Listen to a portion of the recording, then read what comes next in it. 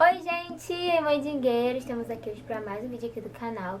E hoje eu vou apresentar para vocês o meu malandro. Eu falo muito aí de Maria Preta, malandra, malandra. Mas quem é, né, a minha entidade de frente, assim, na linha da malandragem é o meu malandro. Então hoje eu vim trazer para vocês um pouco dele. Era um malandro que eu não conhecia antes de eu entrar pra Umbanda. E assim, até hoje não vejo muita coisa sobre ele, aliás, quase nada. Então é bom até pra gente ter aí conteúdo, pra quem também quiser se conectar com essa energia, quiser conhecer um pouco mais, tá bom? Então se você quer conhecer, assista esse vídeo até o final. Vamos lá, gente, vou apresentar pra vocês um pouco dele. Vou contar uma vida que ele teve, que ele já me contou completa, não é a última encarnação. A última encarnação eu faço um outro vídeo mais, né, detalhado e separado, só contando a última encarnação dele. Mas vou contar pra vocês uma vida até pra vocês entenderem e conhecerem um pouquinho dele, tá? Bom, ele se apresentou pra mim como Malandro Sete Navalhas. Foi a primeira entidade, né, dessa linha dos malandros que eu incorporei. Desde o início, quando eu fiz lá o meu ebó, que eu fui botar a vela lá pro malandro fazer minhas comidas e tal, eu senti que eu tinha um malandro e duas malandras, mas depois a gente fala sobre isso, né? E aí ele se apresentou e tal, conheci essa energia e depois começou a aparecer Maria Preta e eu comecei a incorporar muito ela e trabalhar muito com ela, até através das cartas e tal, então ela ficou muito mais evidente na minha vida, porém eu não abandonei o seu set, ele sempre esteve ali comigo e eu sempre me conectando com ele, sabendo que, assim, eu sei que ele é o de frente, mas Maria estava vindo para poder fazer as coisas que ela tinha que fazer. Seu Sete Navalhas, ele se apresentou para mim, começou a contar a história dele, na verdade, né, sobre a vivência do espírito, quando eu fiz a caixa dele. Eu fiz essa caixa pra ele, assim, Maria já tinha a caixa dela, já tinha as coisas todas dela, né? Tudo que ela pedia, de alguma maneira, eu conseguia comprar, né? Eu conseguia dar, ou então ela ganhava. E aí o seu set começou, eu comecei a sentir também uma inquietação, que tipo, seu set veio primeiro, ele não tem uma caixa, ele não tem um cordãozinho, ele não tem nada. Peraí, vamos agradar seu set também, né? E aí eu fui um dia lá em Madureira, comprei várias caixas, tem até um vídeo aí fazendo várias caixas. E comprei uma pra ele, tá? O primeiro elemento que ele me deu foi esse aqui da guia, que é o 7. Antes mesmo de eu saber o nome dele. Quem disse, na verdade, foi a Maria, que eu não fazia ideia. Ele falou que tinha um símbolo. Pronto. Aí a Maria um dia falou, né, lá, e me passaram que ela falou que era um 7. Aí eu fui e já falei, será que tem a ver com o nome dele? Não, a gente já ficou pensando nessas coisas e acabou que tem a ver com o nome, né? E aí eu fiz esse 7 aqui na frente, pintei de preto e branco, que são as cores de trabalho dele. E por dentro eu pintei de preto, coloquei alguns elementos. Aqui tinha um negócio também, mas caiu. Eu acho que era uma navalha ou era a pedra dele de dominó. Eu não lembro o que era, mas caiu e eu ainda não colei de volta. Mas aqui tem a carta dele, que fala muito sobre a personalidade dele. Tem o buzo, que fala sobre a africanidade dele. Tem moedas, que também fala sobre os fundamentos dele, a chave de abertura de portais, abertura de caminho, enfim, muitas coisas. E os dados também que ele trabalha. Ele trabalha com os dados menorzinhos e dado maior. Vou mostrar o que tem na caixa dele e vou falando também como ele me falou sobre a história dele, tá? Aqui tem um caderno. Eu sempre deixo esse caderno na caixa dele porque a Maria, eu botava tudo junto, que eu falava, malandro, então eu vou escrever tudo junto, né, malandro, eu vou escrever tudo num caderno só. Só que depois eu comecei a perceber o quão eles são diferentes e como que eu precisaria organizar, né, vou lá procurar uma coisa do seu set, eu tenho que ler tudo que tá no caderno pra poder achar, ia ficar muito confuso, né, o acidente virgem não me permitiria isso, essa bagunça, então eu fui e fiz um caderno do seu set navalha. E aí aqui ele foi me passando fundamentações que tem a ver com ele. Por exemplo, ele joga dominó, que ele me ensinou, baralho, né? Eu acho que é parecido com a doutrina da Maria, tem algumas coisinhas diferentes. E dados, que aí ele também foi me ensinando. Aí os fundamentos do dominó, que é o principal oráculo dele, ele foi me ensinando e eu fui escrevendo aqui. Gente, eu fui escrevendo, tipo, tudo de uma vez só e foi dando várias páginas. Ele falava atenção, não sei o que, e eu ia e botava. Eu fiz todas as combinações, assim, que ele me intuiu. Nunca estudei num livro, numa apostila, nada sobre dominó. Ele que foi me intuindo tudo e foi batendo tudo depois quando eu fui jogando e vendo que tava certo. E, gente, eu acho muito interessante porque teve um dia que ele botou aqui que tinha que ter terra de um pé de um morro misturado um pouquinho no padeiro. Quem é que tá abrindo a porta, gente? Eu, hein?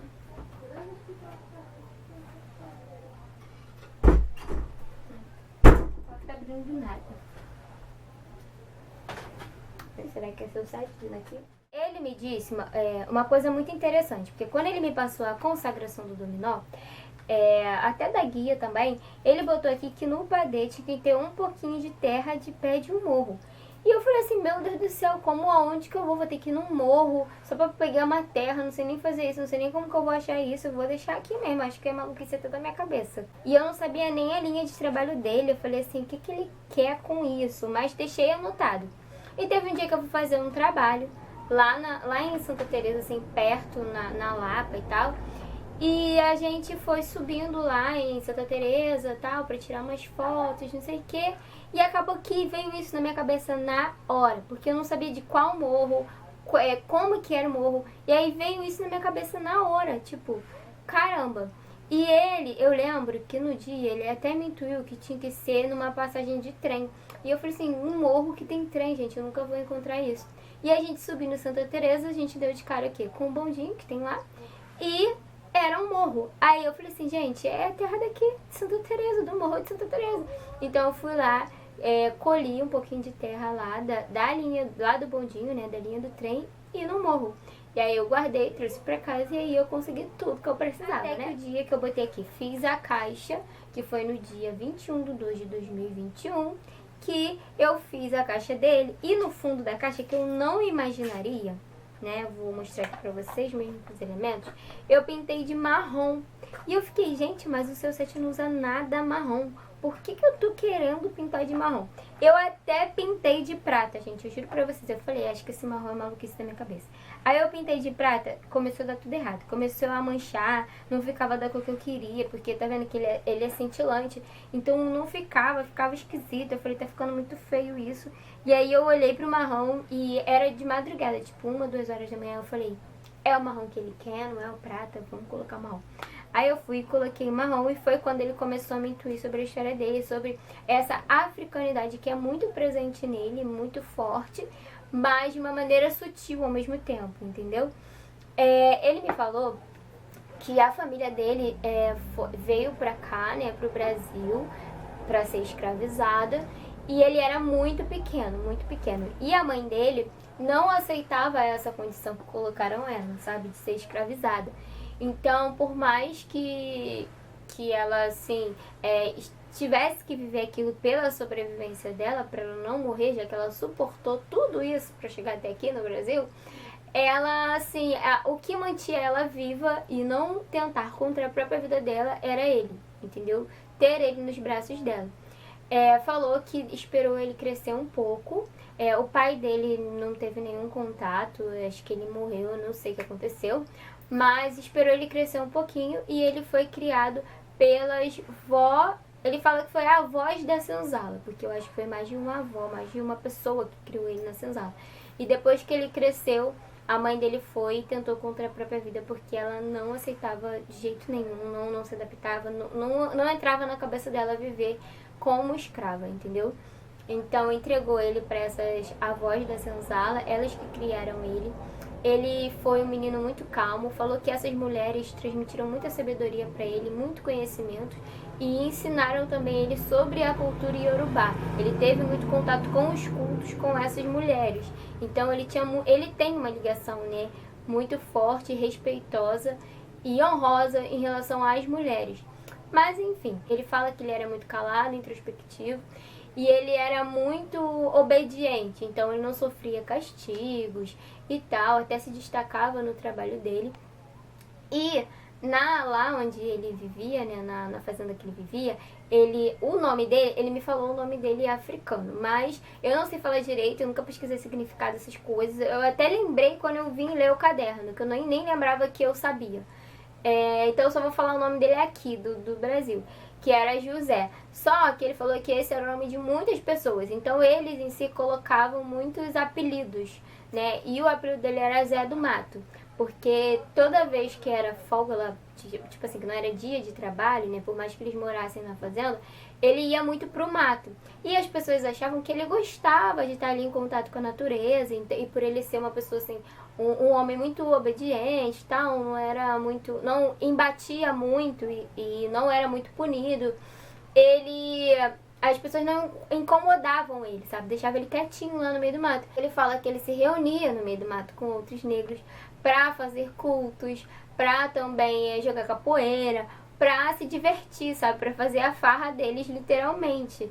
E as pessoas achavam que ele só tava ali porque ele gostava de ficar no meio do mato, mas ele era um pouco cínicozinho, entendeu? Ou então, inteligente, esperto.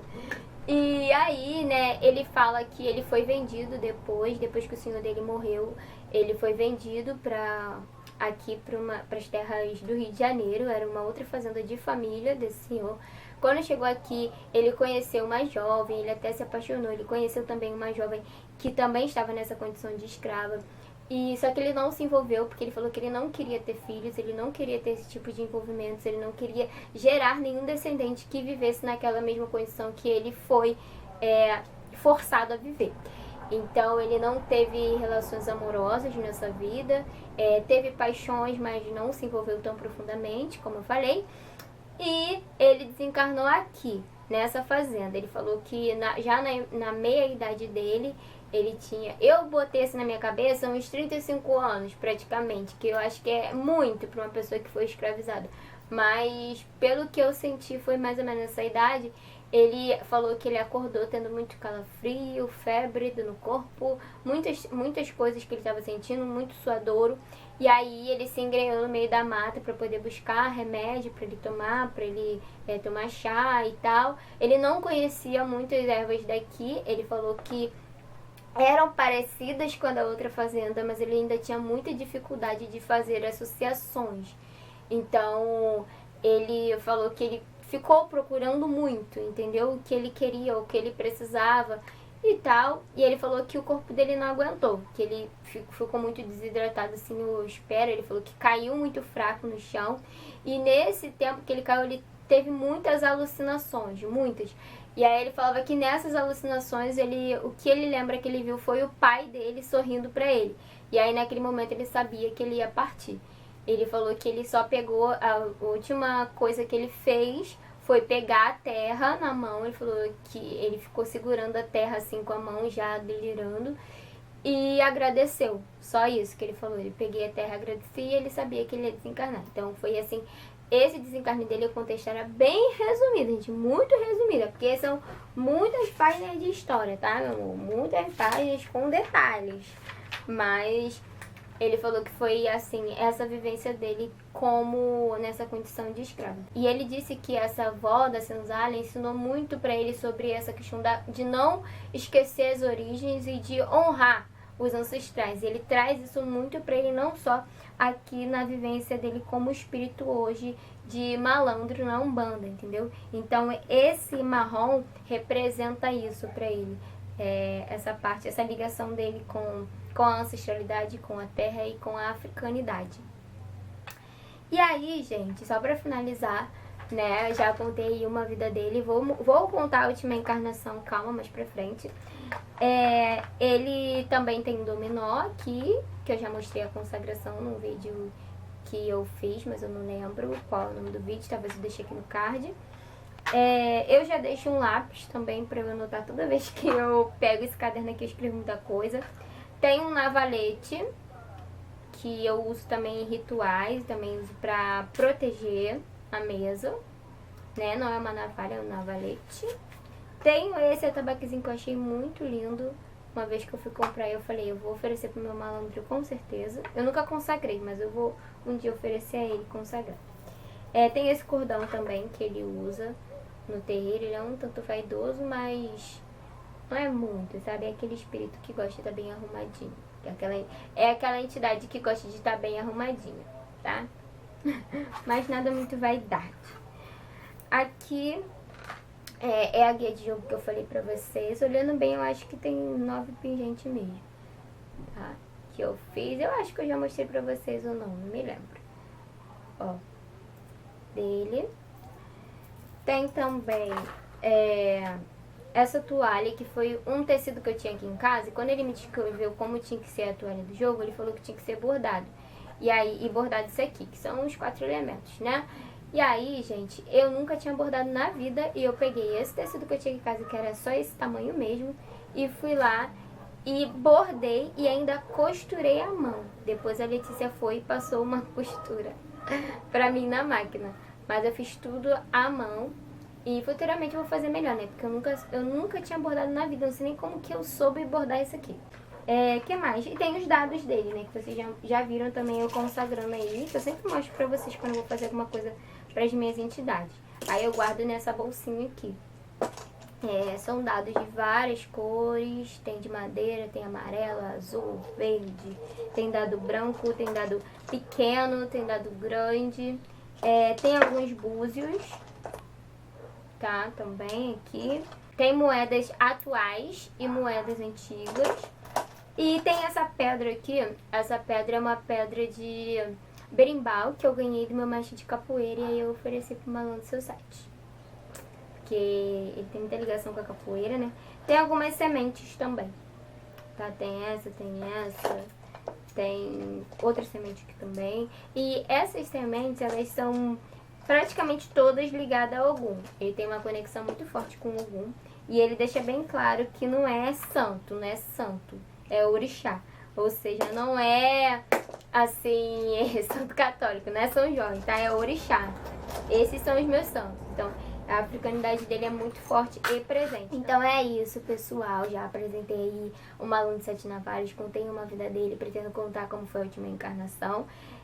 Pra quem não conhece, prazer, Malandro de Sete Navalhas. É isso aí, gente. Um beijão e até o próximo vídeo. Espero muito que vocês tenham gostado desse tipo de conteúdo, tá? Muita axé.